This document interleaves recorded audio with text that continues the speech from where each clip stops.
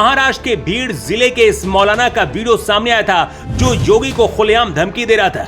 इस मौलाना ने आइला मोहम्मद के पोस्टर के साथ योगी आदित्यनाथ को अपशब्द कहते हुए चेतावनी दी थी कि हिम्मत है तो इधर आओ, गाड़ देंगे तुमको। मौलाना को यह पता नहीं था कि योगी यूपी में रहते हैं, लेकिन असर पूरे देश में है। अगले 24 घंटे बाद ही महाराष्ट्र पुलिस ने आइला मोहम्मद के नाम पर पत्थरबाजी और इस मौलाना को मुर्गा बना दिया था।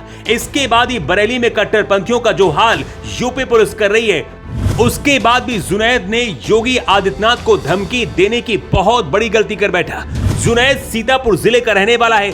जुनैद ने अपने मोबाइल से एक वीडियो बनाकर उसमें प्रधानमंत्री मोदी और योगी आदित्यनाथ को लेकर आपत्तिजनक शब्द और जान से मारने की धमकी दी थी।